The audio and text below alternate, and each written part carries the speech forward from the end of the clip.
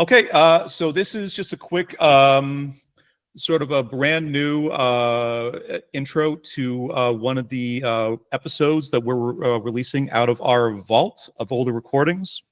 So the first one we decided to bring out was episode 8 of our podcast, The Warriors, a 1979 film that we did at the end of our coming of age cycle.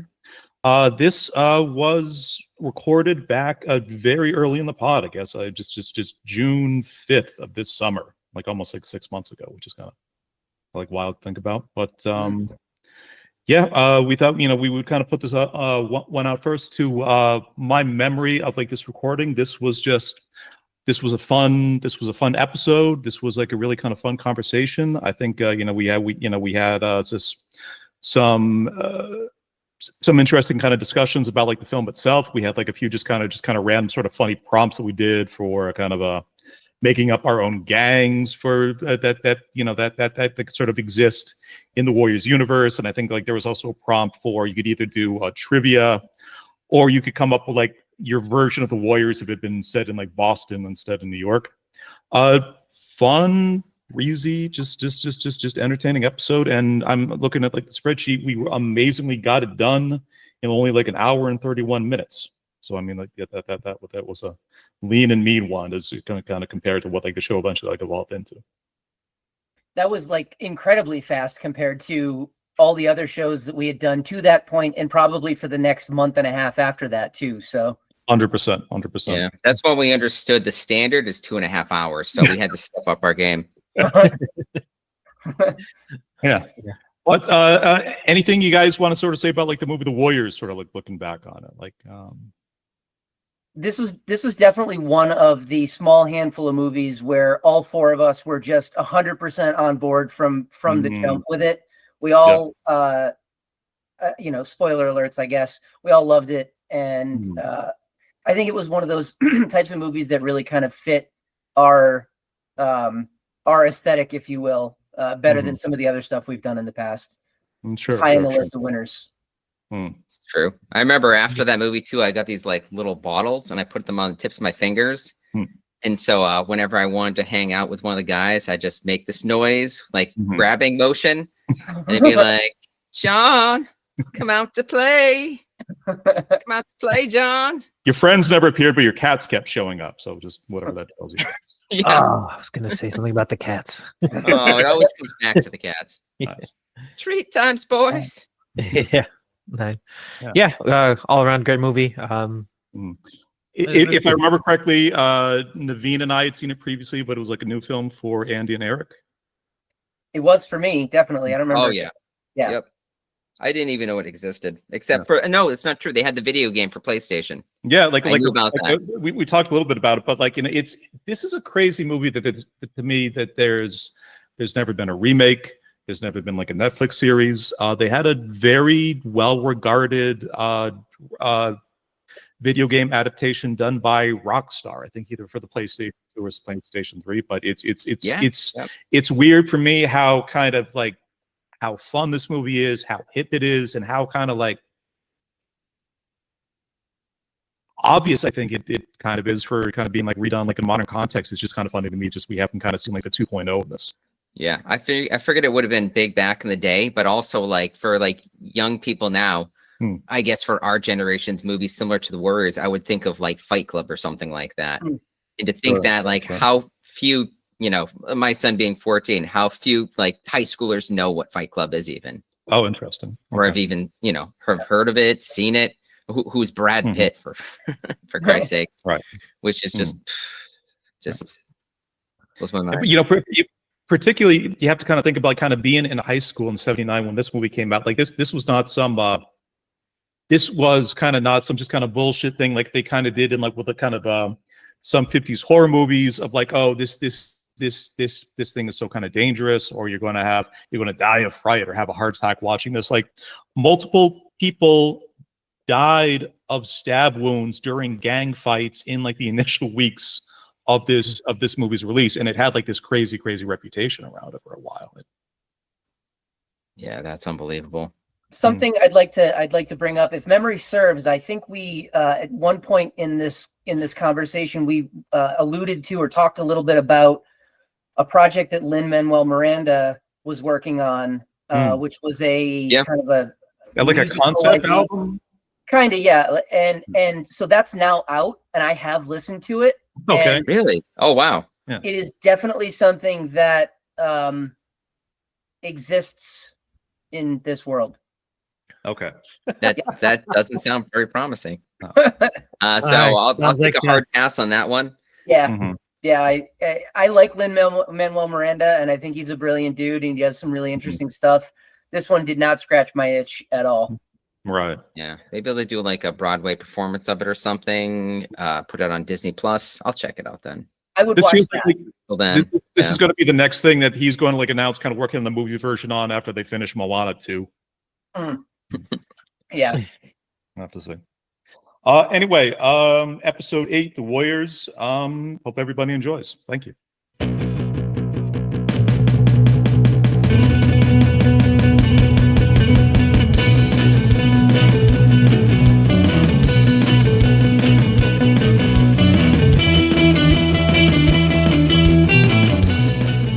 Evening, gentlemen. Welcome to episode 108 of a podcast whose name we have still not figured out. That discussion has been tabled for kind of one more week. Hopefully, we'll get something kind of figured out soon. Let's kind of start things out though. Can you guys tell me what have you recently been enjoying? Anything recently for like kind of just TV, movies, music, books, whatever else? So I haven't had the opportunity to do a lot of what I would consider true TV watching, but I have been watching kind of when I've had the opportunity, some YouTube stuff that I think is actually very interesting and may interest you guys and potential listeners of the podcast as well. So I've been watching a channel called Corridor Crew, and basically Corridor Crew. So basically what that is a group of guys who are VFX artists. And specifically they do CGI stuff. So theirs is more the technical computer end rather than the practical effects end. And what they do is they pull together for each episode, which is about 20 minutes long, some 15, some 25, right in that area. They pull together clips of what they consider to be good and or bad CGI. I was going to ask: is it purely like a praise channel for VXF art, or do they kind of do some like the sort of famous '90s failures as well?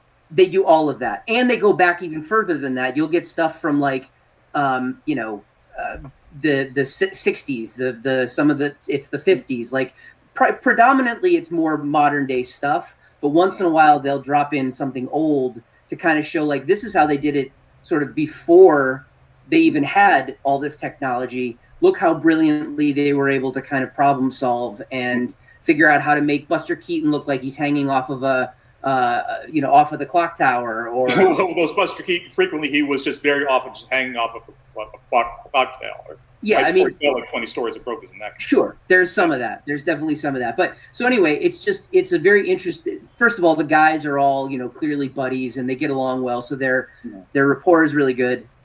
But it's kind of insightful to see. Like I watched one today that was all about the 5 Indiana Jones movies and sort of all of the different effects that have kind of both practical and CGI that have made their way.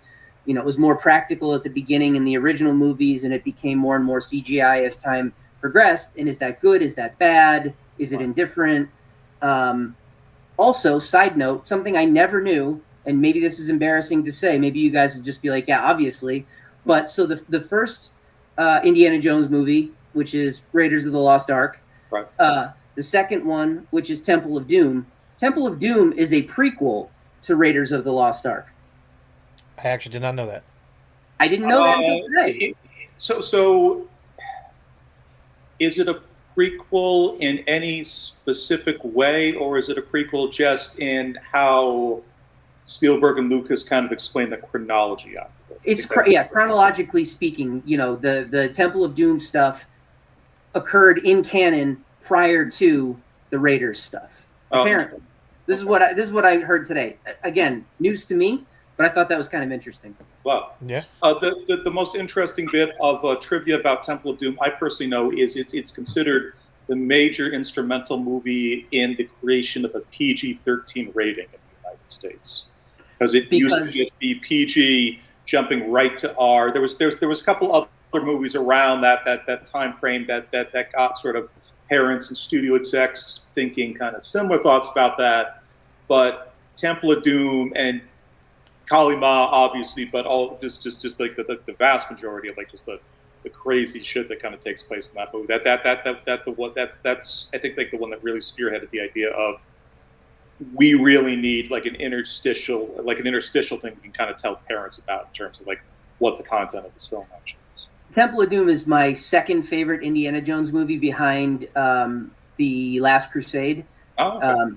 That one's my favorite, but Temple of Doom is very, very close behind that with Short Round and all that stuff. Great stuff. But anyway, if you haven't checked out Corridor Crew on YouTube, I would recommend it. It's really, really interesting stuff. I don't think I've watched a single episode of it that I didn't think was really enjoyable.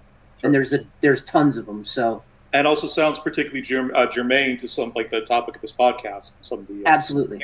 So yeah. All right, great recommend. Going to Naveen. What about you, Naveen? No, nothing. I'll keep it short. Just been watching for this podcast. And just trying to squeeze that in. End of the school year. Just been track meets, soccer games, soccer practices, concerts for mine kids. So it just squeeze in some time. Haven't been able to. The only things I've been watching again are just the stuff for the pod. Just, like enough margin to get in like a movie a week, but that's really about yeah. Yeah, no, I get that. So, but almost done. That's fair. Almost done. Almost done. So I hope to get back to my lists on Netflix and whatnot and start those up. You were talking about Acolyte and be like, all right, let me get there. Yeah. No spoilers. We can talk about it later. We'll talk about it. Yeah. Oh, my apologies, Johnny. Acolyte. Yeah. There you go. Not my idea. It's one of the podcasts I listen to. Just the host randomly out of nowhere is like, there's still an embargo on the show. I'm not going to say anything about it, but I'm going to say this one thing. I strongly feel every time someone says the title of the program, you have to sing it like Dave Matthews. In my head with the tax, so now I've happily affected the rest of my life. And I don't know why, but when you said that yesterday, it for some reason just stuck in my head like a yeah. Like an earworm. I'm like, crap, no, I can't stop saying it in my head. I'm like, what the hell? Yep. I went to the grocery store yesterday and I had a solid 5 seconds of feeling like I was losing my mind, thinking they were actually playing Satellite on radio. So. All right, what have you been watching, Johnny? Anything? You've been able to watch quite a few things. I'll kind of shout out like really quick. I've been going to like a couple of movies like a week at this point. Nothing super exceptional recently. I saw an A24 film called I Saw the TV Glow, which I thought was like pretty interesting. I had never have seen a Planet of the Apes movie. I hadn't seen like the original Heston ones. I hadn't seen like the Mark Wahlberg, Tim Burton one from 2002, which everybody says is garbage. I hadn't seen what I'm finding out now are the actually sort of really well-respected Andy Serkis CGI ones that he kind of did recently. But I caught the newest Planet of the Apes in the theaters a couple weeks ago. 6 out of 10 for me. That whole 60s style sci-fi moralizing and it just these monkeys kind of going around just going, it is not a law. And it's just like, this is just not my flavor. Not for you? No. Not even I saw the musical? Furiosa. Hey, pardon? Not even the musical? Dr. Zayas, Dr. Zayas. Dr. Zayas. What I've seen, my number one rank is Planet of the Apes, the musical starring the late great Troy McClure. Then Kingdom of the Planet of the Apes, and I know nothing else about like the rest of the properties. So. Gotcha. I mean, you started with the best one, and everything started after with that the best. just all of it's going to be downhill, right? Yeah. Feeling comparison. Dr. Zayas. Last week I saw Furiosa, which was pretty good. 7.5, 8 out of 10 if we want to Wow. put like a number on it. Like That's pretty good. it's pretty entertaining. Fury Road, to my thinking though, is 12 out of 10, out and out masterpiece, and it's one of those things. It's like for people that are more passionate Foo Fighters fans than myself, I've heard like a couple people who've been described. They listen to like the later Foo Fighters album, and they're like, "It's good. It's not the color and the shape. It's good. It's not the color and the shape."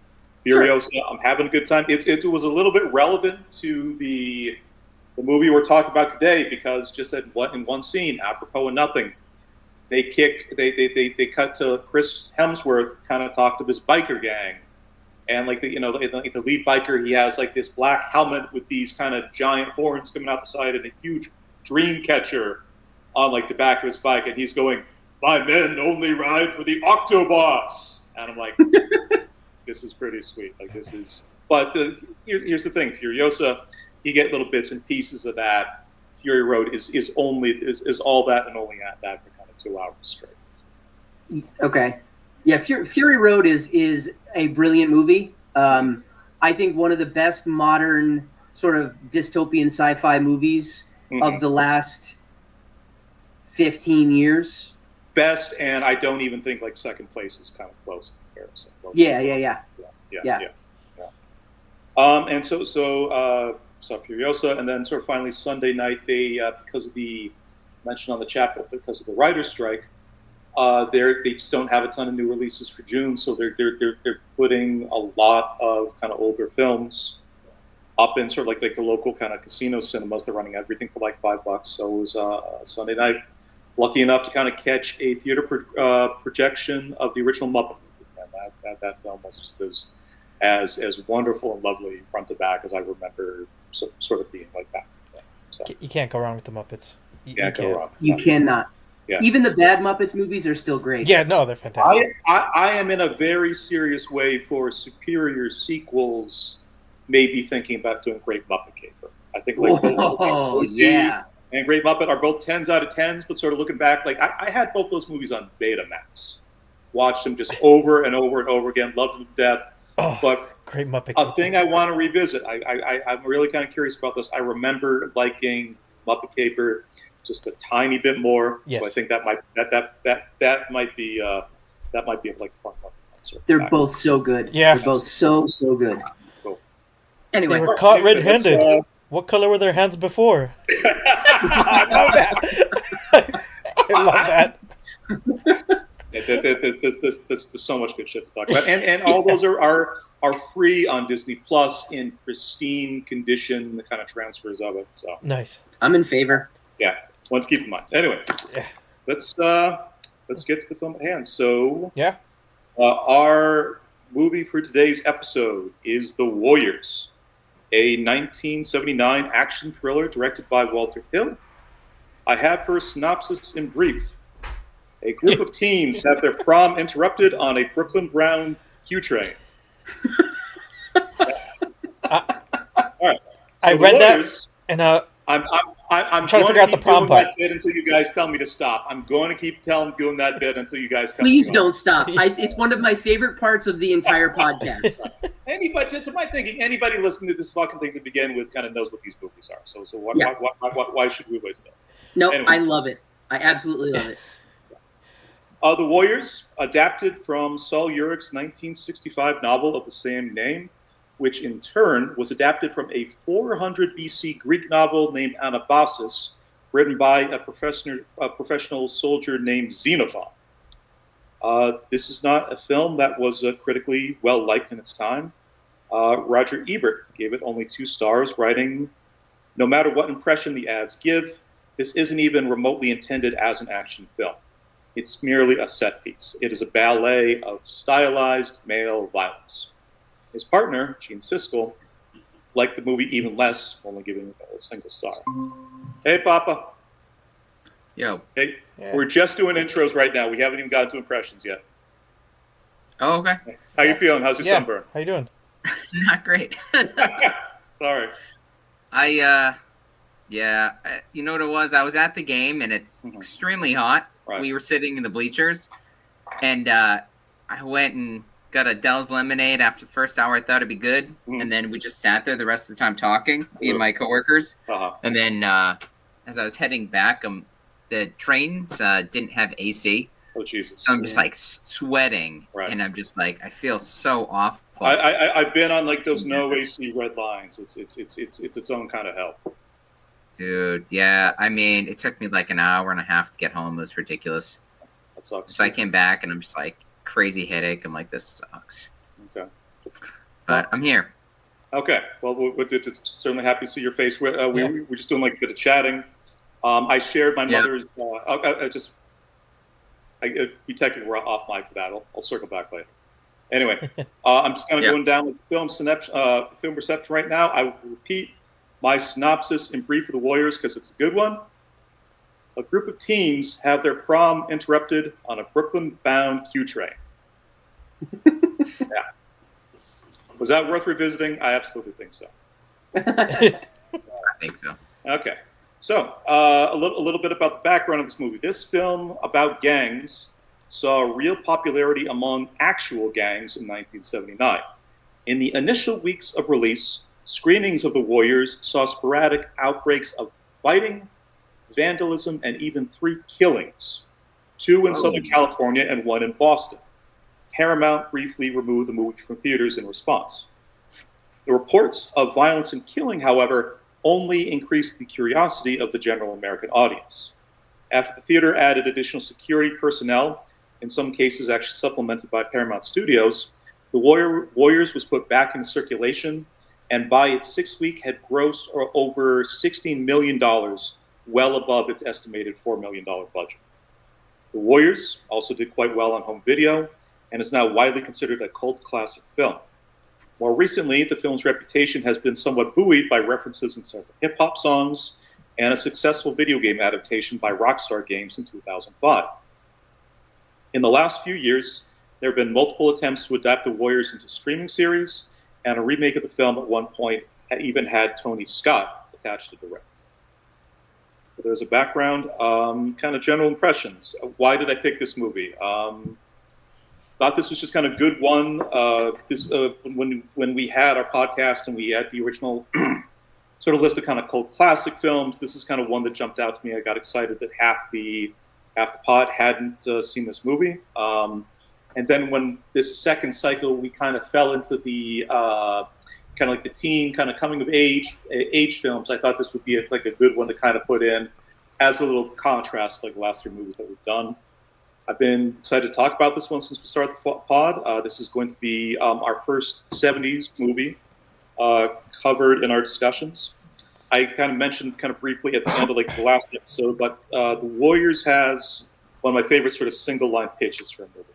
In a single night, a New York gang has to fight its way across the city from the North Bronx, their home to Coney Island.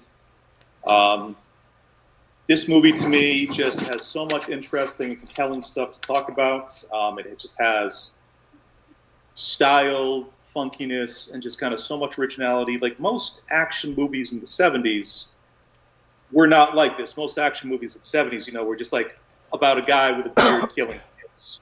And like this whole movie and like the world building that's kind of done around it was just kind of completely like sort of like unprecedented for what time. The stories of what happened both kind of on and off film I thought were just completely compelling, and I think it's just I'm really kind of happy and excited that we kind of get the chance to kind of talk this one. So let's kind of throw to like our initiates here. Andy and Eric, who had not previously seen the movie, did you dig it? I did dig it. It was honestly, it wasn't what I was expecting it to be. I was expecting more action. I was expecting more gang fighting and all that kind of stuff because honestly, I've never even really looked into the movie. I've never read any reviews about it. It was one of those things that was like, I know I need to see it at some point, but I just never did. So this was a perfect excuse to actually finally delve into it. There was a lot less of what I was expecting, which wasn't necessarily a bad thing. It was actually kind of a surprise and made it even more interesting for me. But yeah, I would say cool movie, super stylish. Acting was terrible, but I loved it. The world building that you mentioned was super cool. Like it was, it was like late 1970s New York City, the way that somebody from like the Midwest would have pictured New York City in the late 70s. Somebody who had never been there and just thought of it as someplace dangerous and, It's interesting you say that. We'll sort of circle back to that idea in a little bit. Okay. But yeah, all in all, super glad I watched it. Really enjoyed it. Thought it was cool. Very cool. Papa, how about you? Hello, Gumshoes. Have I got another hot tip for you? Try taking a spin down by the arcade on 148 West and 24th Street, where you're bound to find some loosey-goosies scrounging the return slots for quarters. I don't know if anybody picked up on this. I picked up on it immediately. Right. The woman that is the DJ is from Carmen Sandiego. If you ever saw the show on PBS back in the day. Really? Yep. Yeah. Really? I was like, I know. Absolutely. This. Yeah. I think that's like one of her only major credits too. She did that in like 3 episodes of Sesame Street, I believe. Like she was. Oh, good for her. Yeah. It's a good show. I love her voice. I love that we only kind of see her lips and like the needle drops. Yeah. I love the fact she's basically kind of playing a Greek chorus in like this actual movie. To me, that's so good. That's so good. Part that really, added really cool charm to the movie. Yeah. So what I'll say, it's actually similar to Andy's impression. Immediately right off the bat, when they showed all the gangs meeting up to go see Cyrus, I thought of Ron Burgundy. I'm sure this movie was inspired by it. All the various gangs just show up with their themes. It was like either that or kind of like maybe leading up to that meeting, I felt like that. And then after the meeting, when Cyrus got shot, it was kind of like when John Wick got excommunicated from the Continental, and then like shit's going down and like everybody's after them. So I liked all that. I appreciated the Chinese gang that were all dressed like Link from Legend of Zelda. What was their name? Like the Electric Eliminators, I believe. Oh, I have no idea what their name is, but that sounds great. The one Chinese group, it's really, really awful. Where I saw the Mime Gang, I was like, that's for John. I'm sorry, let me correct this. The Shanghai Sultans were the name of those. Shanghai Sultans, okay, cool. All right. Let's see. Something I laughed out loud at, by the way, was about an hour. I marked this down. An hour and 9 minutes in, one of the people in the gang says, and the warrior says, he's like, "Oh my God, I think they think that we killed Cyrus." And I was like, "Dude, like, isn't that why you were running? It's not just the truce. I mean, didn't you read the shooting script? Like, was he there for it? I don't know." I was really wondering about that throughout the first, evidently hour and 9 minutes of the movie. Yeah, wondering like what do they think? I don't remember anyone ever telling them that they thought that because they're never shown listening to the radio at any point. They So probably they don't listen to the radio. So yeah, the orphans don't listen to the radio. So, but yeah, it was just kind of like some guy says, "Hey, the Warriors did it," and so I assume they all heard it, but maybe they're just like, "Oh, let's just get the hell out of here." Yeah. But yeah, I agree with Andy. I have never seen this before. Thought it was really interesting concept for a movie. I enjoyed it. I do think the pacing could have been a little better, maybe some more action.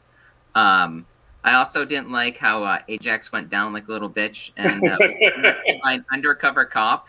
I was like, that's kind of awkward, especially because he's like that main competition against Swan, right? Like competing for leader. But I'm like, I guess sure. So I mean, I probably would have changed his fate, but other than that, I thought it was a pretty good movie. If they remake this, I'd definitely be interested in watching it.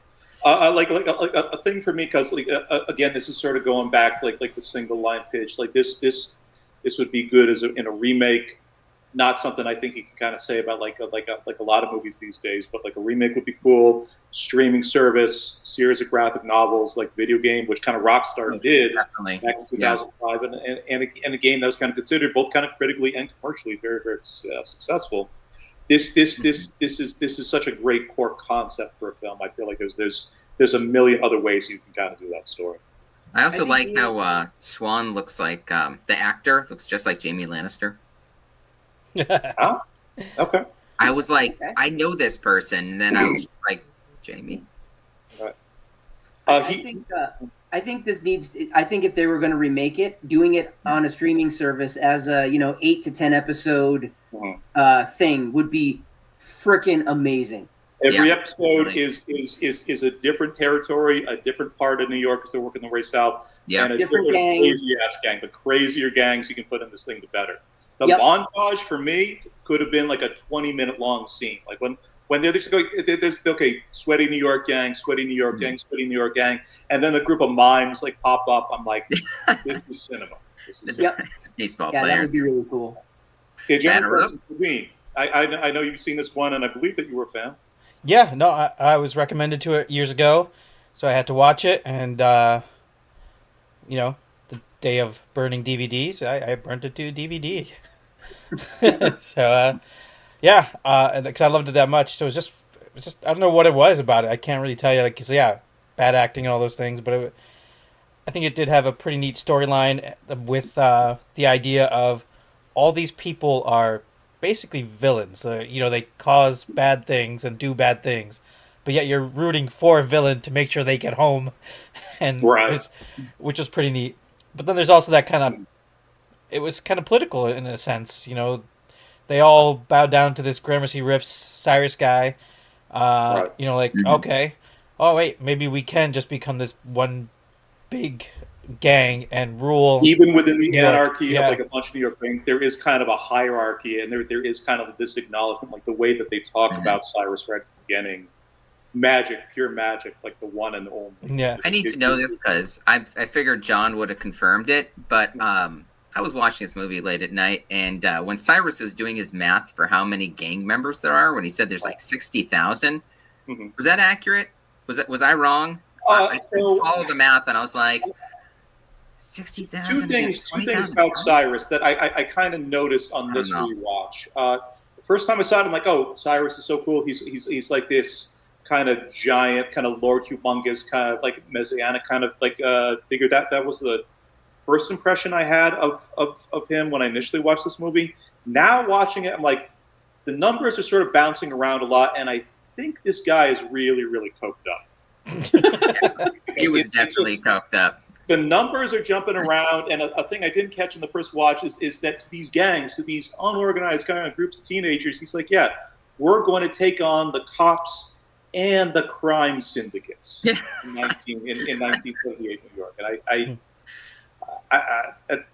I don't know. Still, I think that is Cyrus's speech is still one of the absolute best opening bits of dialogue to more or less any kind of movie anyway. But like, my thinking, I guess, was like a little bit. He's a ballsy dude.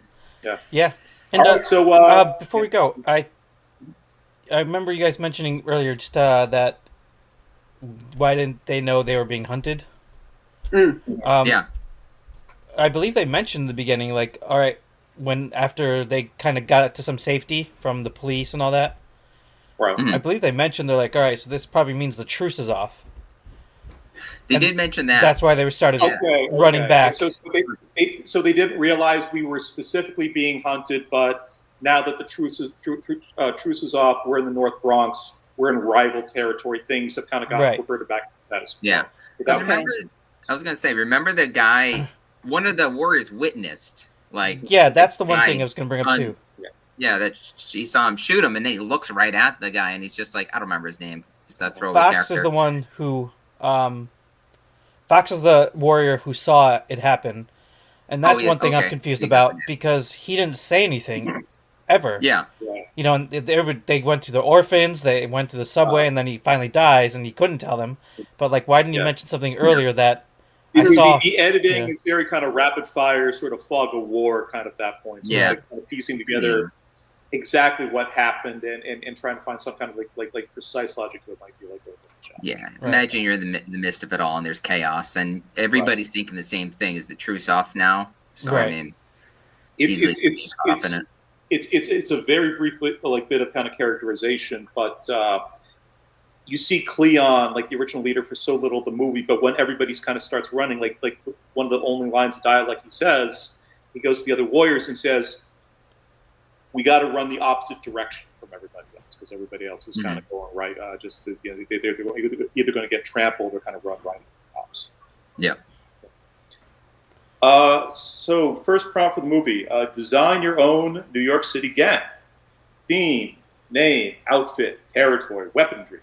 Does your gang have bitches? What is their naming thing? Let me speak super briefly to kind of what gave me John the makes idea. it awkward when he says bitches. Yeah. It's true. The bitches. Bitches. Sibilants. I came up with this. Okay, so I came up with this question from the memory of, like, in about 5th or 6th grade, I read this young adult novel by Frank Bonham named Durango Street, also from 1965, same year as like the novel as the book The Warriors was actually written, and it was about like this kid who ends up like in this really kind of tough school, and like the only way he can basically survive in school is by joining a gang named the Moors. And I don't really remember much at all about this book except for like this one scene where, like, just like the Moors, they leave school, they're walking home, and this group of girls come walking up to them, and the girls go, "We're going to be the gang's girlfriends. And because you're the Moors, we've decided to name ourselves the Amours." It's the French word for love. I'm like, like reading this, just going like, this is like the weirdest thing I've ever read in my life. I remember like nothing else. I remember nothing else about this book, but like the Moors and the Amours. It's this odd thing that's just kind of stuck in my head. So that's where my idea came from. So Andy, you said you want to go last. Papa, let's go to you. You want me to go first? This, I thought long and hard about this one because there's so many good gangs I could come up with. Maybe I went for the safer bet on this one, but it called to me.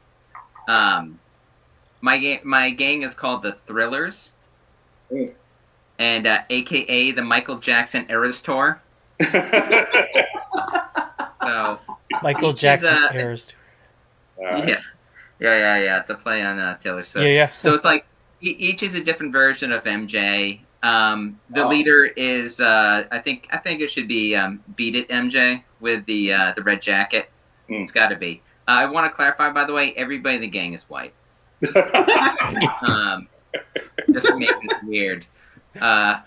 So we have the let's see, 1984 sequined British. I think it was like a British military jacket MJ. Moonwalker MJ, Smooth Criminal MJ, Thriller MJ. By the way, they're all classically trained dancers. Their attacks involve kicks, crotch grabs, Spider-Man shooter strikes, screaming at people. And like a video game. want to mention they all each have a different type of monkey. I don't think it's fair that there's just a Bubbles. I mean, there's like the spider monkey. You got orangutan. All kinds of fun monkeys. There's no bitches. There's just a lot of underage children. Can there be one girl named Annie that they're all just constantly checking in on? Yeah, Annie, are you okay? I'm 15. Of course, I'm okay. I have my whole life in front of me. The nickname they give for their bitches is shark food.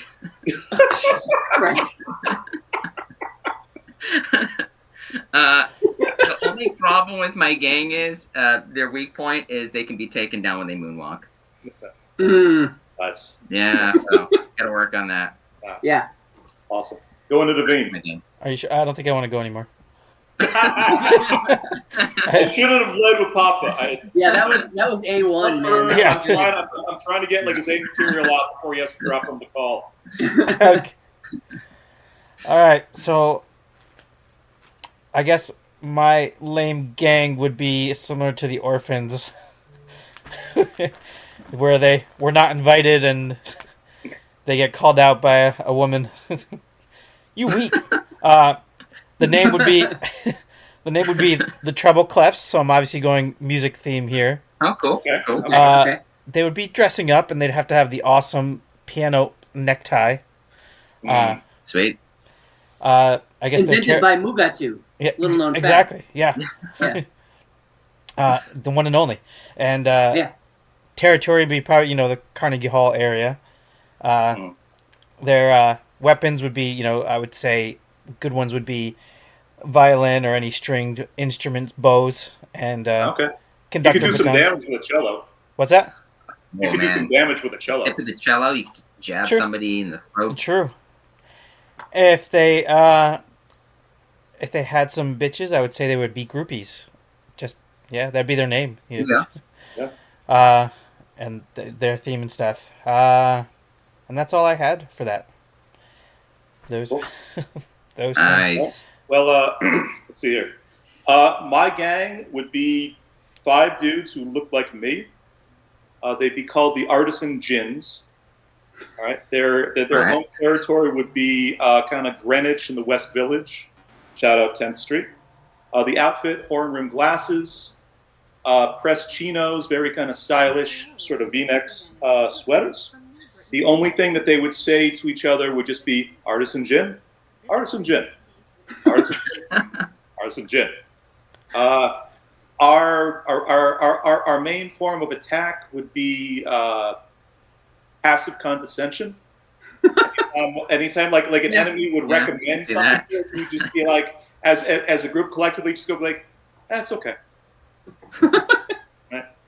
And our bitches, because we're the Artisan Gins, our bitches would be called the Artisan Ginas. And the Artisan Ginas. In my head, I pronounced it differently, so good for you. You're a better man than I am. The only thing I'll say about these women is that they're coming back from brunch, and they're all drunk. There you go. That's very good. That's very good, Johnny. I like that a lot. Okay, so I am going to share my screen. Okay. Oh, Man. we got pictures. Let's see. You need a pointer? I think I got a pointer. I do not. Wait a minute. I hear somebody approaching. Is he coughing? Better be I don't know why moonwalking. this I is- can take him out. Yeah, I know. Why is this not working? Hold on. Sorry. Now, of course, it's not going to work for me. Wait a minute. Actually, if you ever played the Moonwalker arcade game, that was his secret attack. Yeah. Just the Moonwalker song, and then everybody just starts dancing. Yep. I remember. Well, that's not what I wanted to share. God damn it. Hold on. Sorry. Is this a podcast? I know this is great as a visual medium for sure. I don't know why it won't let me share the one screen that I want to share. Talk me through what you're doing right now. I would like to open up an image that I have created. So the easiest thing: hit present now, and then you'll see a tab on the right that'll say entire screen, and that way you won't have to differentiate what you're doing. Ah, look at that. Okay, cool. IT. I was gonna say how much. Oh, Nice. Is this your game? Oh wow! And There it is. Is that your gang? wow, That looked that's like. you're looking at it.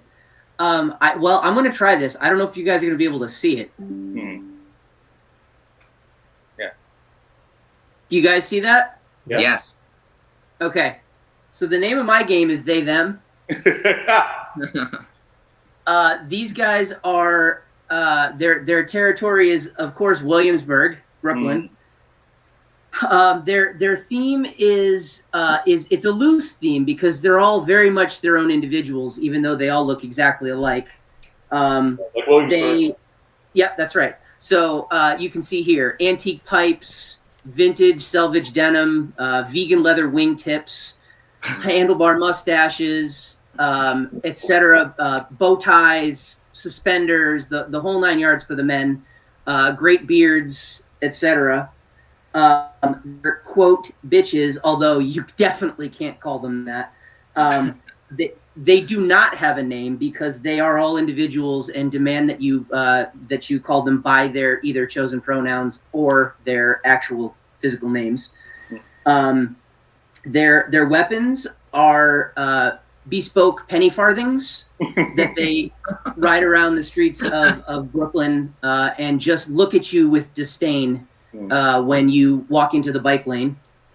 So I was kind of thinking that this would be these. You could see every one of these people walking down the streets of Williamsburg at any moment in time on any day of the week. And again, they all think that they are incredibly individual, incredibly unique, and in reality, they're pretty much all the same. Their biggest weakness. The guy with the beard sold me a grilled cheese. Yes. Their biggest weaknesses are non-hand-rolled cigarettes and weak coffee. Yes. So awesome. Damn, I messed up with this question, man. I think I took it too seriously. I was gonna say, I thought their weakness was final. Fine. Final. They are now for some goddamn reason really all into cassettes. Yeah. Really? Yeah, is that a thing? That's an actual thing. Yeah, their weakness is a Bell and Sebastian cassette. Okay, going on to number 5, the Anton Ego Corner. Some have called this film gritty and real. Is this a valid characterization of the movie? I'm going to let you guys talk while I grab my PowerPoint. Okay, I was like, that was interesting. Have at it, boys. Yeah. I'm out of here. Yeah. Yeah, he's simulating that true gritty gang style thing. Right. We're all gonna fight against each other for answers. My answer was sure. Yeah. I was like, you got New York City cops against unruly street gangs. I mean, one thing I did appreciate about this movie is they used a lot of weapons besides guns. If this took place, in present day or something, everybody'd have different versions of guns or something. Or it's like John Wick or something. Everybody's got guns. But I liked how they used other weapons. I do think that, like John mentioned, the Rockstar game, which I never played, by the way. I didn't even know it existed until recently. I listened to somebody give a review on it, and they said this is kind of what like the movie should have been. They said, I mean, it's 2/3 of it is not stuff that didn't happen in the movie, and then another third is just like lovingly recreated like scenes from the movie. The back 3 or 4 hours follow the movie almost like scene for scene. Yeah. And they said though there's in the game there's like kind of like any Rockstar game, you got to break into stores and rob them, fight with the cops. I guess there's a scene where somebody gets set on fire by the Warriors. Like they do a Molotov cocktail and just throw it on the guy and he just burns up. So I mean, yeah, I think that one it's a little darker. Maybe they're trying to go for more of the feel of what they expected seeing the movie, or what the movie would have been if it was made as the streaming service that we were talking, like streaming service show that we're talking about. Yeah, I mean, yeah, coming back to that after 25 years or something like that, and bringing that world to everybody, I was like, you could do a lot with it. Is it an open world game or is it a procedural game? I think you kind of go set piece to set piece. Yeah, you got classes or missions or whatever. You got to do the missions, and then it kind of leads you along in the storyline. Got it. The final fight, the final boss fight of the game is the fight against the rogues on Coney Island Beach. But I'll circle that back. Yeah, I watched the scene where they showed side by side with the guy with the bottles on his fingers. Oh yeah, Lester. I was like, so Luther? good. Glorious. That's cool. Yeah. Andy, Naveen, what do you think? Go ahead, Naveen. Yeah, gritty and stuff. I mean, yeah, you heard about gangs when I was little, but I never really heard about them, like in news and things. You just kind of heard about them through other movies or books and things. So growing up as we did in the forest, it was not something that was part of our day-to-day. Right. So never really witnessed anything, but from within gangs, what I know of gangs, it sounds like it is the way it's supposed to be. Right. So That was my thing with being real and gritty. It's like, yeah, and I mean, definitely gritty just because of some of the things they did and things that happened. I mean, there was a cop that threw a guy into a train, so That was totally unexpected. yeah. And then they never touch on it again. Yeah. Like Yeah. the dude gets hit by a train and dies, and like, meh. That dude. But that's the thing, just nobody knew. A little bit of actually knew. sort of behind the scenes trivia. That actor had been pissing the director off for a while. Oh, so that it yeah. was supposed to be a different character died in a different sort of way, but the director at one point was like, "Fuck it, just have a cop kind of throw him in front of a train and get him off this." No kidding. That's interesting. That was Fox. Was that Fox? Fox, Yes, yeah. Fox. Yes. So this is my fun fact too. I don't know if you knew about it. The actor that was cast as Fox. Is this your fun fact? Go for it. No. Okay. It's not the time, actor cast as Fox was the same actor that played Windows in The Thing. No shit. Yep. He was the guy that was like the radio operator. the radio operator. No Yeah. way. Yeah. Okay. Yeah. Did not notice. He clashed with the director, and so then he wanted to have like he wanted to be. I guess they kicked him off the project, and he wanted to have his name removed from it. But I mean, maybe there's some footage that survived. Interesting. Yeah. I would say definitely gritty. I mean, I think we can all agree that it's a gritty movie. As far as like real goes, I mean, yeah, I think the realness of it is a bit lacking. I mean, I think this is it's kind of what I imagined the late 60s and early 70s. It's what it felt like, but sort of less dangerous, more fanciful. I can't imagine walking around the streets of wherever they were in the middle of the night and nobody's on the streets and there's no concern for danger or no cars driving around. Like it's dead quiet. Like I can't imagine that happening. You've got gangs running around in baseball outfits and stuff like that. And grease paint and whatever on their faces. That's not happening either. Obviously, you got to suspend your disbelief a little bit.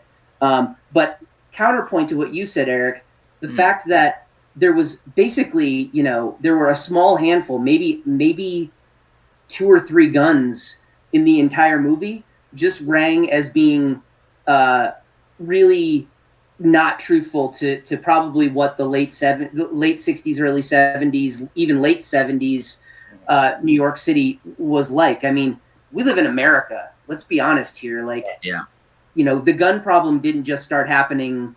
Right. It wasn't day one with Reagan. Like big stuff was probably a lot more.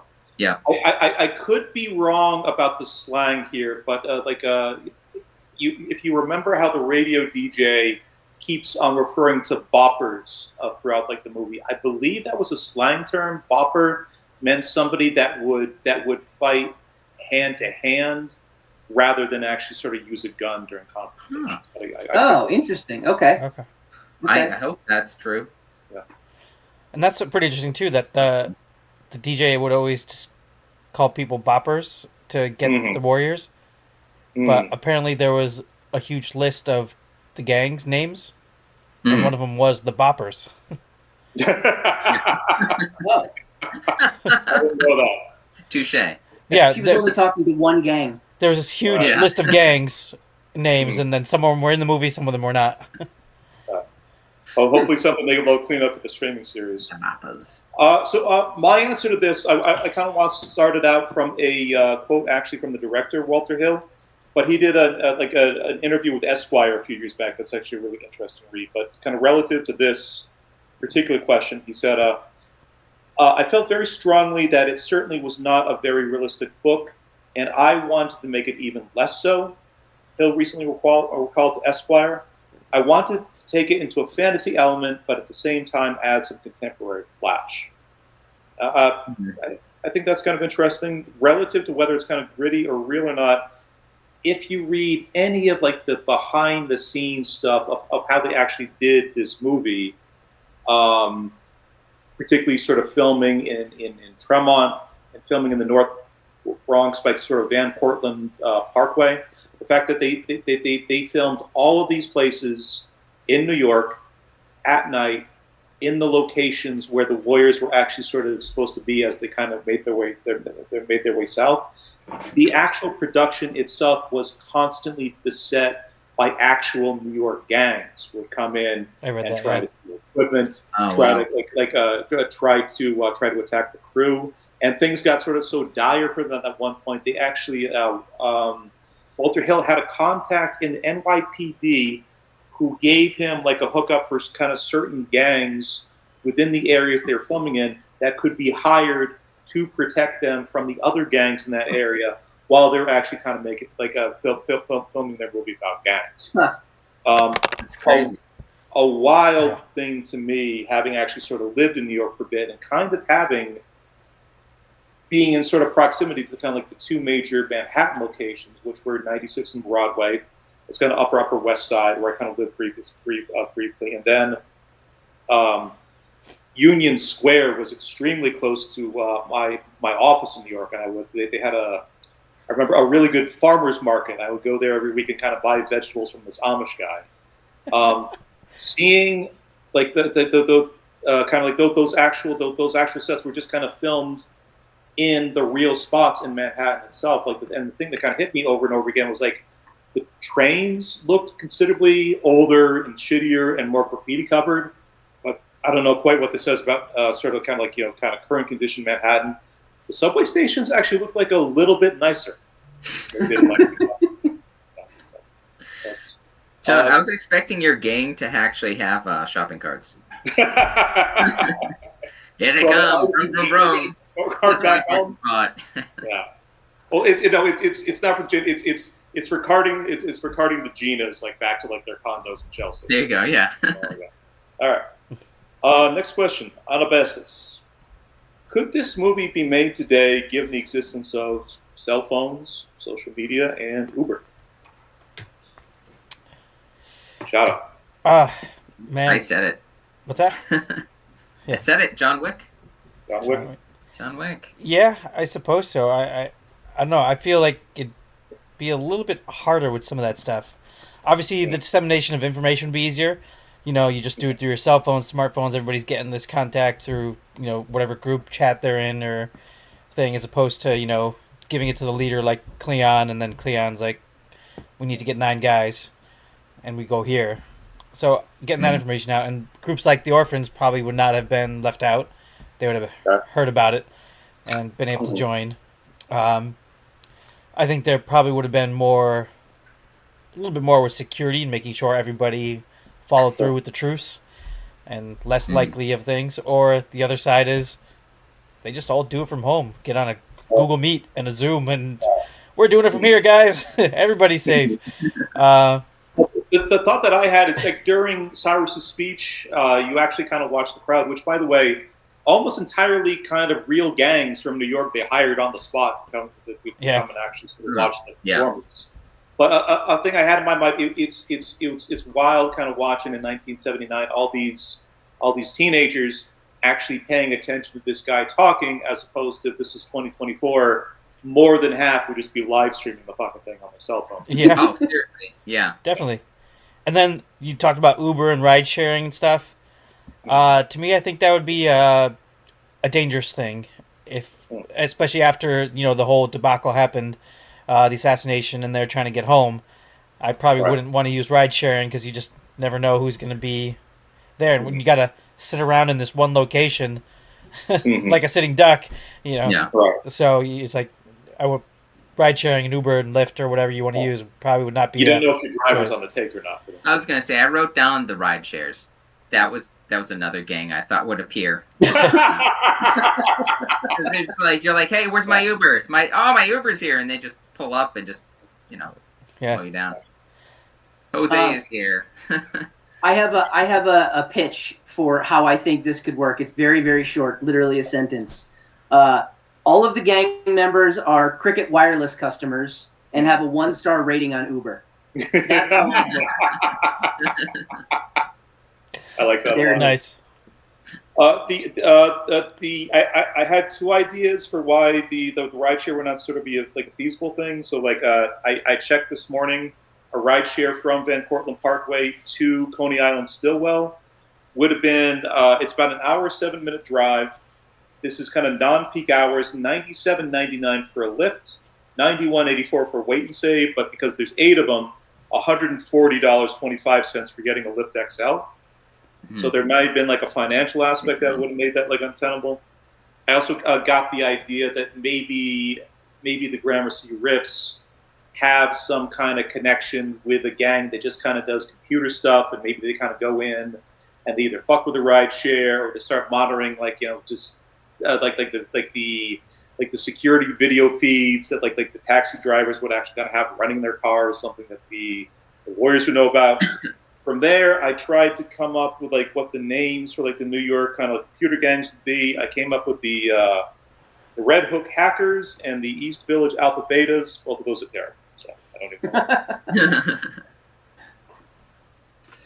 know. Question 7. Warriors! Discuss the climactic final encounter. Was it surprising how things resolved, and did it work for you guys? Did it work as an ending for the movie? I would say it never really felt like the Warriors were in a ton of danger throughout the whole movie, and then specifically at the end. I mean, so Luther's got a gun pointed directly at. Were there 5 of them left at the end? There were 7 of them left. No, I'm sorry. Yeah. So Cleon and Fox died. Ajax got arrested. So there was 6 left plus Mercy. So pointing gun at 7 people. So he's got a gun pointed at 7 people, right? Technically, it's aimed at Swan, but all the other 6 of them are directly behind Swan. He takes a shot. Swan somehow is I don't know, able to jump out of the way of essentially a point-blank shot. And that bullet that misses Swan also miraculously misses the 6 people that are standing directly behind him. Right? Yes. Yes. So hashtag Swan shot first. So to me, like that part of it was a little bit like, come on, like I was fully anticipating it being one of those situations where the head guy jumps out of the way and doesn't get hit by the bullet, and then there's the reveal that his girlfriend has been shot, or that, you know, somebody else has been. I was fully expecting that to be the way it ended, with him holding her as she dies on the beach or something like that. Very West Side Story kind of. Yeah, exactly. And I wasn't disappointed that didn't happen, because that's like super cliche and whatever. But I think they could have been smarter about how they arranged the remaining Warriors, so that if and when Swan jumps out of the way, it's a little bit more plausible that somebody didn't get hit with the collateral. Right.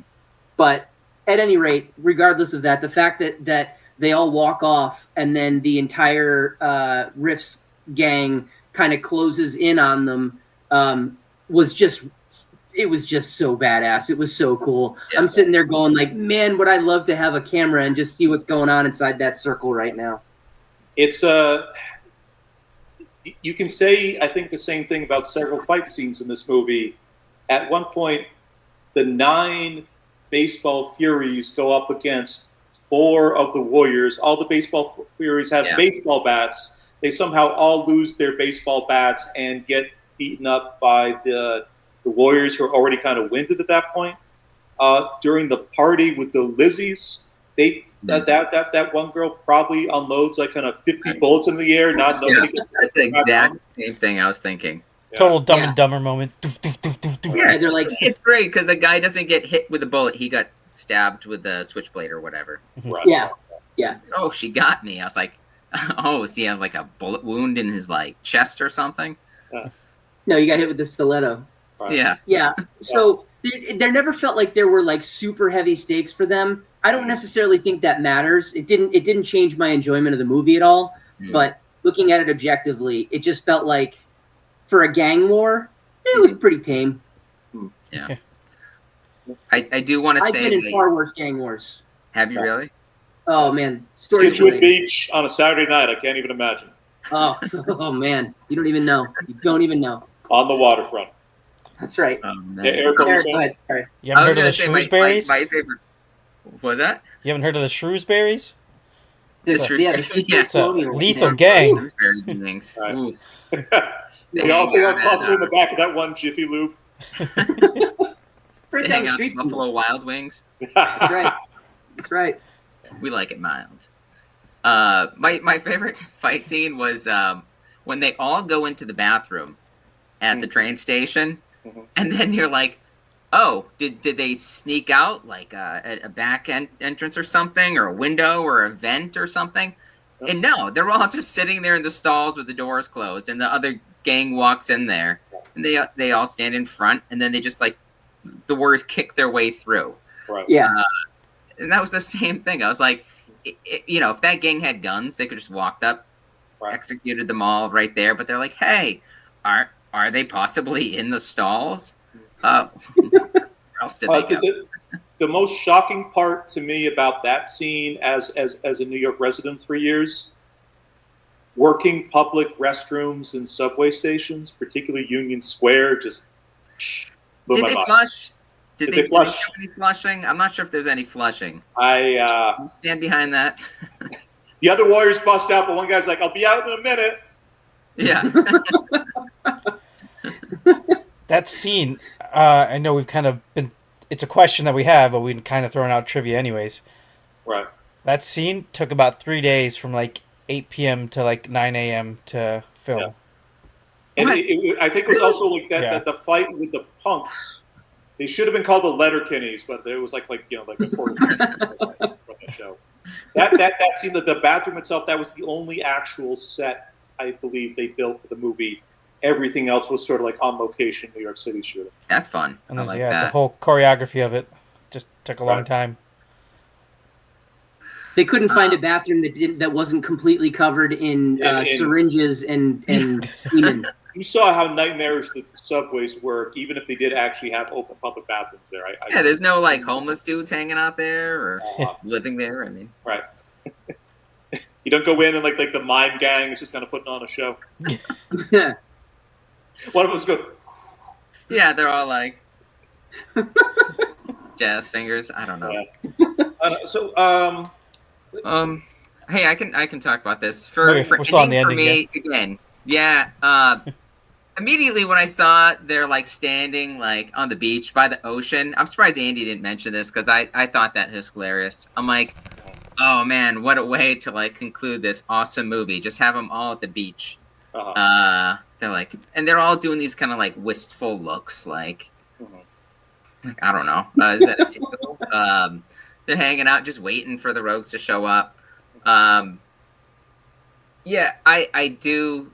I agree a lot with what Andy said, where it's just kind of like I was expecting there to be like the final fight with the gangs, the two gangs. Right. I'm like, this is going to be awesome. I was so looking forward to this because, I mean, it's so stupid. He's sitting there with the bottles on his fingers. Right. It's like ridiculous. They're like, hey, do that. That looks fun or something. That might, I believe the actor actually improvised that himself. He got the idea from like a teenager that used to bully him from when he was a kid. It works though. It is effective. Yes. That's what's crazy.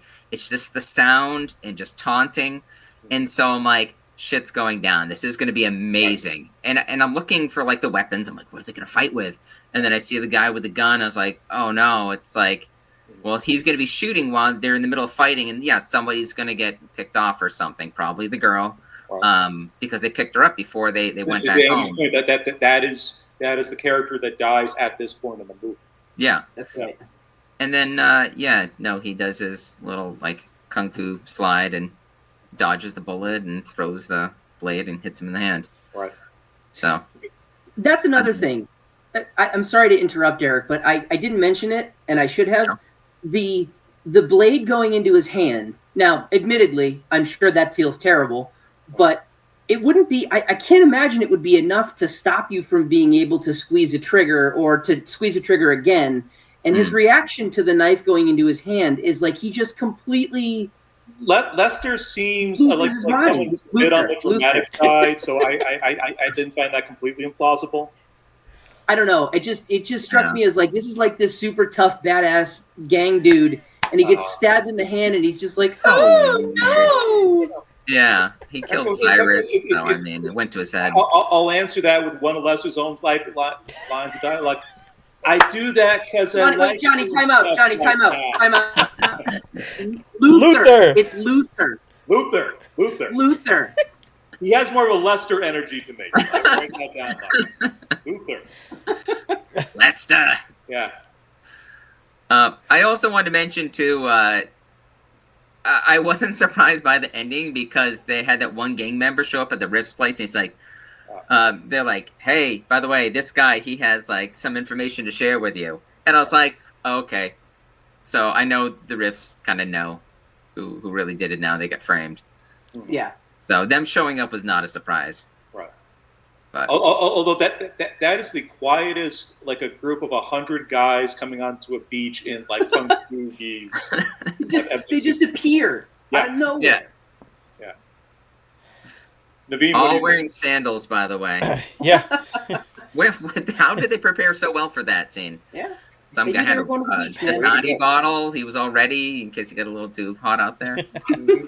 Still early in the morning, so you had time. I mean, you guys basically hit on everything I was going to say. One was, there was a scene where the guy had some information, so you knew the Riffs were going to be like, find out the truth. The whole thing of Luther just all of a sudden becoming a big wussy, and even was like, "No, it was the Warriors. They did it." And I was like, the whole time he's like, I love this movie. Screaming at the newspaper girl there, and like, I was like, I just felt like killing him. That's why, And then, then all of a sudden the Riffs are there. He's like, "No, they did it, mommy. They did it." And it's like, all right. So that was those points that were already said were the same thing that I had written down. That I wish we could just have you like reenacting the scene instead of seeing the actual like ending to the film. I want Naveen to kind of do like just every single character in that. Just cut to Naveen and he's like, "And what happens here, guys?" "Oh, mommy, Lester, put down that plane." So I'll say kind of two things about like that sort of like the actual sort of final, what you think is going to be like this out and out brawl, and then the Gramercy Riffs just kind of like appear. I kind of think that it was a very deliberate choice that the director was kind of trying to make. Obviously, the sentiment of this movie is it's kind of supposed to be anti-gang, and these guys are all going to live kind of short, awful, stupid lives, and they're just everybody's going to sort of their end. It's going to be one awful thing or the other. But at the same time, and this is you hear a lot of directors kind of like say this. It's hard to make an anti-war movie because war on screen just looks intrinsically cool. So I think the director, he does kind of two things at the end of the movie that are really interesting, and I think he's kind of doing those things deliberately to kind of undercut the coolness of like this story and this adventure and like the lives that the guys and the Warriors are leading. One of them is, I think, like the final encounter on the beach with the robes. You show up, you think it's going to be this cinematic kind of all-out brawl, and just the bigger fish shows up, the larger gang shows up, and it's just kind of over pretty much. The other thing that I think that kind of director does, again, to kind of undercut the coolness of just how these teenagers are sort of being presented, is that one sort of little brief scene you get on the subway on the Q train, just kind of right at dawn. They're finally kind of coming to Coney Island. The four kids who are kind of having their prom, they kind of get out of the train at the same time. They sit down. They see the Warriors sitting across from them. They're looking at Mercy and Swan. Their feet are dirty. They're all kind of tired and fucked up. Mercy, it's a great. Nothing is said in that scene, which I love. But Mercy tries kind of fixing her hair a little bit, and Swan just kind of grabs her. She's like, "Don't you do that?" My read on kind of like that last scene, it's surprising, but I think all of that is just kind of going for. There's nothing magical. There's nothing kind of cinematic about these lives, these guys' kind of lives at the end of the day. Like in like a year, 2 years from now, it's just whatever. It's like they're either going to be dead, or born again Christians, or in jail, or or drug addicts, or just some other kind of fucked up, non-romantic kind of end. So that was kind of my read. I was gonna say, do you appreciate that more than just having just like a straight up action movie? I think it makes it a better movie, and I think it makes it a more intelligent and competent one. I think part of the reason that this film at least works for me, the director's doing a lot of different things kind of at the same time, rather than something just kind of plain vanilla, like kind of by the numbers kind of thing. Yeah. All right. Get into the question that I'm very excited for. Either who here did show of hands? Who did trivia? I did both. Oh, you did both. Okay. Yeah, just I did both. because I'm right. sure mine is pretty crappy after that first gang one. Okay, so for the listeners, our question is either provide trivia about the film or do a quick pitch of the Boston version of The Warriors. I'm very. Mine's not spectacular. Okay. Pretty much. Maybe I misinterpreted the question. I came up with a Boston gang, but I didn't create it from scratch. The thing is I don't know if you guys saw the Super Bowl ad this past year with Ben Affleck and Matt Damon and Tom Brady, and they're all called the Dunk Kings. I was like, I think somebody beat me to this. Because the Dunk Kings was so well put together, and I'm like, I would definitely have those three people in my Boston gang. They're all fighting, holding cups of French vanilla dunks. Their chick is Jennifer Lopez. She's their Mercy. She's their Mercy. Mercy. You know what Ben Affleck, when he saw her, he goes, "She's trouble." You know what she looks like, right? Trouble. I just love how Matt Damon says, by the way, in that commercial, he's just like, "How about them donuts?" Oh God, I feel so awful saying it. Nice. Yeah, that's what I had. I already shared my trivia earlier. Andy, Naveen? I'll go for it. Just get mine out of the way since my other gang was crappy, so this one's gonna be just as crappy. Right. So. With that attitude, it will be. Yeah, I know. Thanks. All right. Just take off your cut. Just walk through the neighborhood as civilians. You want to? Sounds good. Yeah, I know. I was like, take off the damn vest. Did a lot of trivia, but here's my go at a Boston gang. So it's basically an Irish gang called the McGuinness. Their weapons are broken beer bottles. Sweet. Gang clothes would be, like a 4-leaf clover with the Guinness harp or whatever that's on there. Yeah. Their side, their side chick group would probably be like the cheerleaders. I figured just because of all the sports things that are there, but they'd have cool pom poms with like metal chains on them as their weapons. Ooh, nice. Yeah. So that was it. Do you have a picture? I am not the artist with the picture. So, I mean, you want to draw a crude picture? No, I didn't draw a picture, and I was told, hentai was out. We'll I think back in like the Asian cinema cycle. Yeah, that's a different podcast because in this one we wholeheartedly different podcast, different cultural standards. True, but yeah. Hentai is totally admissible in this particular podcast. You were asking for a picture, so I was thinking you might want something more provocative. Pom poms. Guys, I have to apologize a bit. So my intention of this question, and I'm looking at, and I should have wrote this like a little bit better, but I was looking for pitch a Boston version of the Warriors movie. When I heard you say that, that's why I was kind of like, I got one. That's my bad. Okay. Let's hear it. All right. The Wahlbergs. It's the Wahlbergs. The Wahlbergs gang. They got to get home and make their burgers. All right. A small group of Eastern Asian engineering students from MIT accidentally end up in Southie after last call and have to avoid getting harassed by drunk, underage Irish-American high school dropouts and their even drunker fathers and uncles. There it is. I'd see that movie. Wow. Yeah. Points. I don't have an entire kind of cohesive pitch. I just have like specific things in the movie I would change to set it in Boston. Okay. First, instead of being called the Warriors, it would be called the Champs, guy.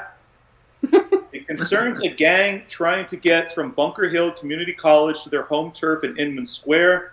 Nobody, including the film producers, is sure whether this walk would take about 20 minutes or 3 straight days.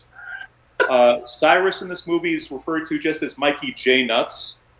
It's not called the one and only or pure magic, but the 2004. And Mikey J. Nuts' goal is not a citywide takeover, but merely a semi-permanent occupation of Fenway Park during premium and off-season events and games. Mercy is replaced by a Protestant girl named Dora. She's still a lot of trouble, but she at least does have the good sense to wear a bra. When the gang actually makes it back to Inman Square, instead of the dialogue being, "This is what we fought all night to get back to," the dialogue is, "Oh, thank God, I recognize that dunks." And most importantly for Boston the Warriors, none of the gangs are mixed race. Oh, yeah, of course. Yeah, oh, exactly. That goes without saying in Boston. By the way, does Dora say, "No, you are"? No. Tommy, please tell me you got that on tape. Okay, Tommy. I'm going to softball this, Eric. Eric, where do you think Dora's from? Where do you think Dora's from? The jungle, because she's an explorer. Jesus Christ, man.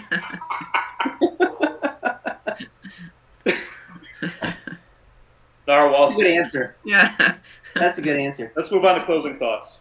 Okay. Naveen, how about you lead us off?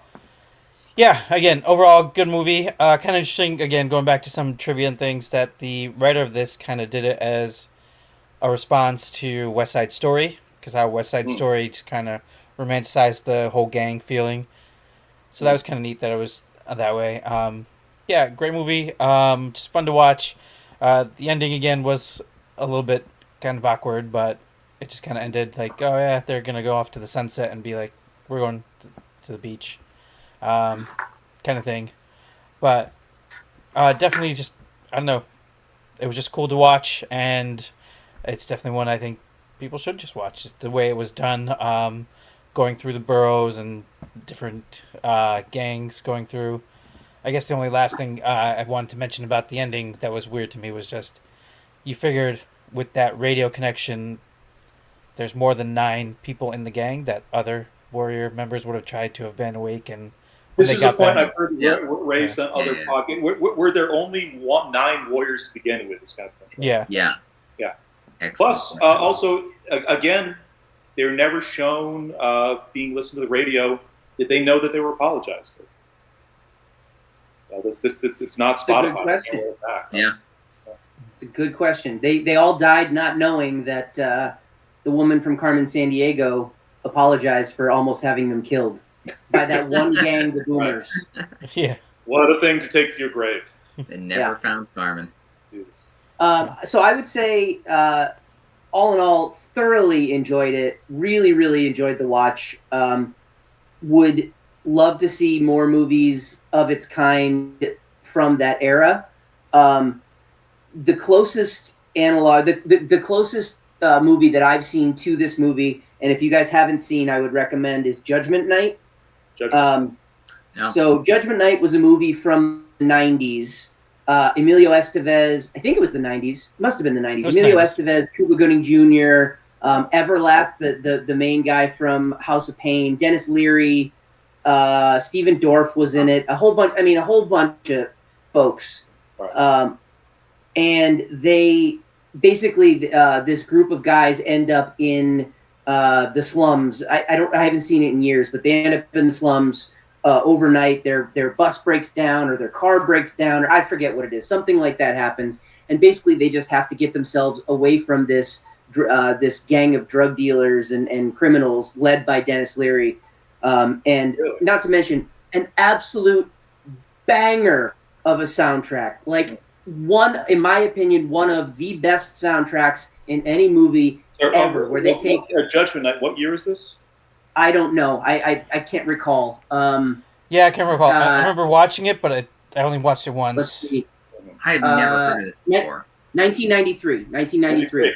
All right. And the Peter Weller is in it. He's the dude that was RoboCop. RoboCop, yeah. He was in it. Anyway, the soundtrack is they take a hip hop act and a either a metal act or a hard rock act or something like that, and they pair them up and they do a song together, an original song. So you've got like Onyx, if you remember Onyx from back in the day with somebody. Pearl Jam is on the album. It's a bit style like the Aerosmith, Run DMC, like kind of, but heavier than that. I wish I could remember who else is on it, but Suicidal Tendencies I think might have been on it. Mm-hmm. I could be wrong about that, but anyway, a banger of a soundtrack, great movie. It's a lot of fun if memory serves. Like I said, it's been years, but yeah, so that was the closest thing I had seen to the Warriors, but I would love to see more like late 70s into early 80s, that type of stuff, because I missed all of that. By a lot of people that are much kind of smarter and dorkier about sort of cinema than I personally am. American movie making, a lot of people genuinely feel kind of like that all that shit kind of peaked in the 70s. So that's absolutely something you should try to think about circling back to at some point. Yeah. So good pick, Johnny. I really enjoyed it. Enjoyed it. Love to hear it. Papa. Yeah, thank you for giving me an excuse to watch this movie. It's been in my queue for a while. It's tough with these kind of movies because you have to be in the kind of right mental space. You're kind of like, I want to watch something from maybe like the 80s, something that's like an action flick. I didn't know too much about this. I'm not sure what I was expecting, but I was really pleased with what they did with it. I mean, as soon as I saw all the gangs showing up, I'm like, okay, what's going to happen? What's going on? And then I just see all of them there around Cyrus, and I'm like, oh my God, wait a minute. I saw the synopsis. It hits right from the drop and then just goes. It's just that one moment where like Cyrus gets killed and you're like, everybody's seeing the exact same thing. They're like, oh shit. And so I love that energy. I do love 80s action films, and this movie just has a lot of those elements that make them good. I love the slow down scenes when they're like, the cop gets kicked or something like that by Swan, and I'm like, oh no. It's silly stuff like that makes this good. I would love to see them redo this movie, especially something that's has more recent elements to it. I think they could do it justice. Not to say that this movie was bad. I mean, it definitely has its own things it brings to it, which I like as well. But the core concept is so good. You could see them doing this in different time periods, in different cities. You can do any kind of variation on this. Yeah. Absolutely. Yeah. The core, like I mentioned at the top, the core inspiration for this story was a Greek kind of epic military novel from 400 BC that's about kind of a small troop of warriors caught behind enemy lines and having to work their way through different territories.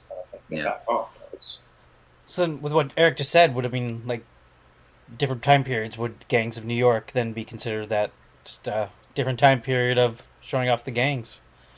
Sure. Yeah. 300. Yeah. It's a good point. You could remake this movie like every 5 or 10 years and have something completely in a million different ways. Different. Think about how good make it a trilogy, make it a series. Each season's a different time point or something like that, and there's slight reference to previous gangs. I don't know, or gangs live on. I think it'd be really cool to do. I also am really interested in playing the game. I mean, I'm not sure if it holds up, but there's people that swear by it. It came out, I guess they said before 2005. Manhunt 2, I remember, from around that time. So they had some of the similar like fighting elements, I guess, in it. So, I mean, I heard they've been trying to work on it for a while to get it back out there. I'm looking. It's an older Rockstar thing, similar to kind of Bully and a couple others, where they're just like expensive on eBay. They were kind of putting this stuff out, but I think like in that particular studio, they've just been hammering on Grand Theft Auto 6 for the past decade now. So during COVID, I almost picked it up because I saw it was a rare game, and I'm like, what is this? A lot of people seem to like it, so. It was PlayStation 2, right? Yeah. Oof. Yeah. So pixelated goodness. But yeah, that's my take on it. That was a great movie. I mean, for me, I'm really thrilled that Andy and Eric both had a good time for this one. I just the only other thing I kind of wanted to sort of touch super briefly on kind of what we didn't kind of cover before is I started thinking about what inspired what other art did this actually kind of inspire like further on down the line. And obviously, this has kind of through lines kind of within film, or like a lot of kind of subsequent 80s and kind of 90s movie Judgment Night, as Andy was kind of describing. Anything that you want to talk, having that plot line of like trying to get home to territory, being gang related, is kind of obviously like something in this movie.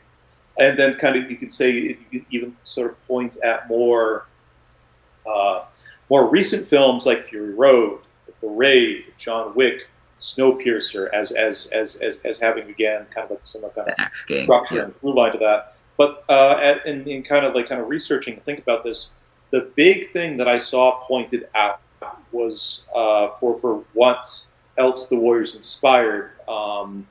Just kind of going through like Reddit and kind of reading other people's theories. A major thing that was kind of cited is that 80s and 90s style side-scrolling beat-em-up video games. We're talking Double Dragon, River City Rampage, Streets of Rage, Final Fight, the TMNT games, any of these things. All of these 80s and 90s video games are basically just kind of the Warriors, the video games at heart. You got your little group, and you're going through the different stages, and each stage has like a different kind of theme, like set of enemies, set of gangs that you have to kind of go through. So, yeah, totally. Yeah. All right, so that's it for the Warriors. Wrapping up on themes themselves. How do we feel about these? How do we feel about these movies? How do we feel about coming of age? How are we with teens these days? Pro, con? Change your mind about anything? They're just fine in their own ways. I actually really enjoyed this round of movies. I thought it was fun. It was kind of an interesting, especially considering how different all of our choices were. I thought it was kind of cool. I enjoyed it. Yeah, agreed. It was better than I thought it was going to be. I kept flip flopping because I thought we were all going to stay around like that same kind of like, I don't know, like 90s theme or something like that. I could not sit through 4 different versions of Can't Hardly Wait. Yeah, I was like, you could have done that. You could have done American Pie. You could have done any of those flicks that we probably shouldn't go back and rewatch. I did try watching Clueless again, and holy shit, I got about maybe half an hour in, and I'm like, I don't know how I ever sat through this once. No kidding. No kidding. Yeah. It was pretty bad. According to my son, it's cringe. Everybody's stupid in the film. So not even mid. He went directly to cringe. Oh my god. Paul Rudd. I used to like Paul Rudd in that film. I was like, oh man, he's kind of angsty, and he just keeps pushing like whatever her name is away. He's so awkward in it, and even the facial expressions he makes, it looks like they just pulled him off the street, said, "Hey, you want to be in a film?" It was just really poor acting. It's amazing to see what he became out of that. Really. I really liked that movie. When's the last time you watched it? Not that long ago. I watched it with Hillary and I watched it with Anna, our daughter, and we enjoyed it. It's still fun, but you're right. I mean, it's not a good movie, but it's a fun movie. Sure. It's a beat. All right. It's all right. I've never seen it. It's my understanding it's a beat for beat remake of the Jane Austen novel Emma. I want to say. That's right. Yeah. That's right. It's supposed to be. Yeah. Oh. I don't know. I thought this was good. Big variety of movies. Mm-hmm. I think we all kind of hit upon coming of age in different ways, which was good. Yeah. It was fun. Yeah. For me, 4 fun movies doesn't make me want to go back to being a teenager, but that's. Oh God, no. Okay.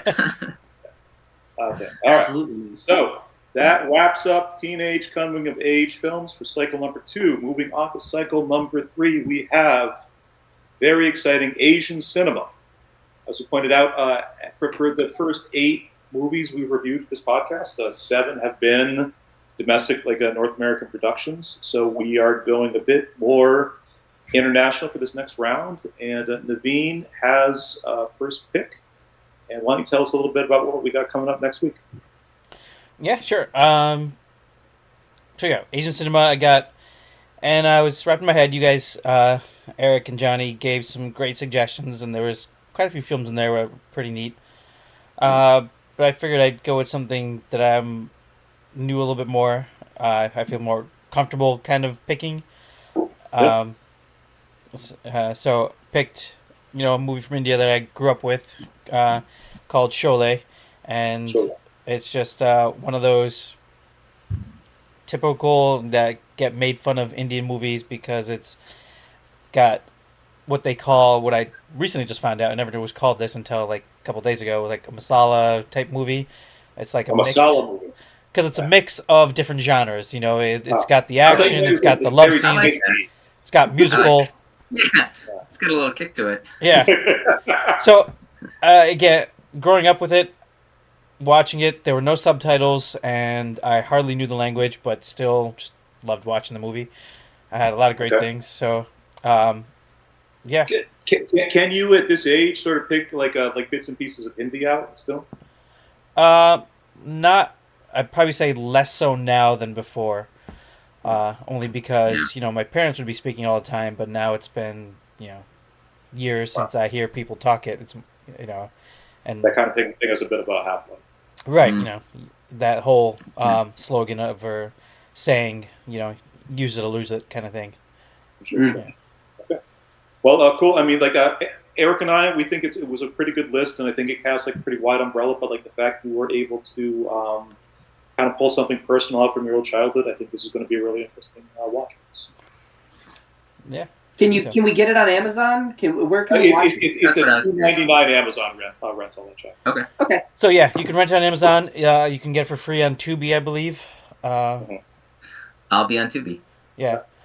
I believe. So we gotta check that out. But last I was checking, it was streaming there. Tubi has a lot. It weirdly has a lot of Asian cinema. a lot of the films. Really?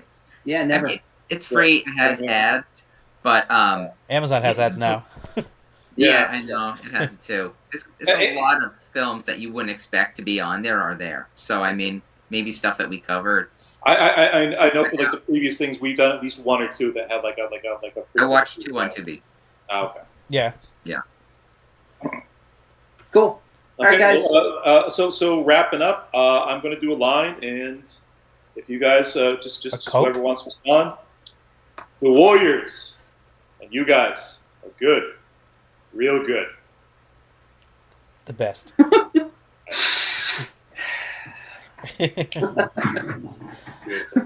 I thought you were going to do a line of Coke, but okay. That works. Yeah. All right, boys. All right. Thanks a lot. As always, and I'll talk to you in a little bit. All right. Adios. See you Later. Bye. See you guys.